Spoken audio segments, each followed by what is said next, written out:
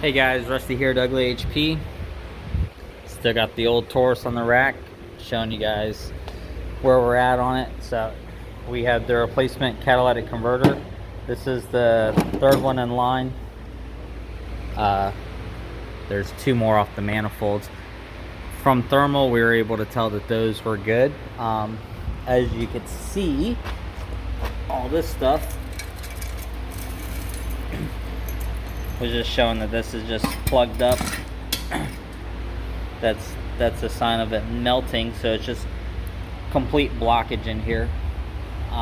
We don't do weld-in cats here. We've had too many customers have bad luck with supplying their own, so we do know that there's quality weld-in ones, but being that this one's got the 45 right here, we just get the direct fit.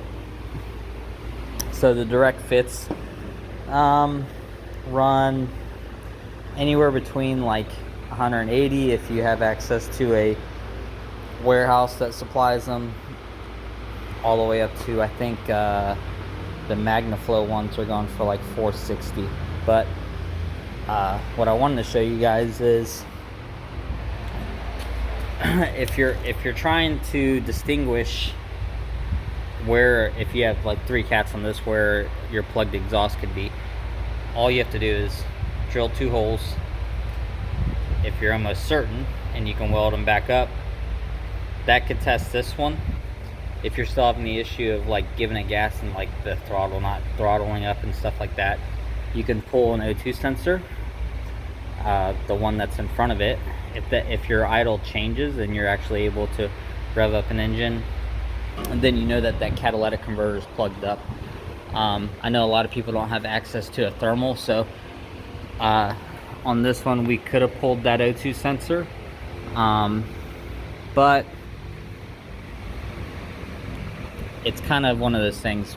You can run into issues pulling O2 sensors to where they pull the threads out, so we try to be running into the least amount of issues as possible, especially on these cars that are about 20-30 years old. So we just drilled 2 holes in it because we could just weld that back up. But that right there is enough to give the exhaust enough of an exit to where you can distinguish the idle. So that's where we wanted to show you guys. If you're having a plugged up exhaust issue, you can, and you don't have full access to thermal cameras, you could just drill a hole in it, pull out the upstream, not the downstream. You could pull out the downstream if you're testing the 3rd cat. Not all vehicles have 3 cats on them. A lot of them are just 2. You could pull the upstream out, and that'll give you a way to test it. But yeah, so if you're running this issue, just you can leave a message. We'll help you out. Check us out on Facebook. Hit the like button, subscribe, and as always, keep wrenching, guys.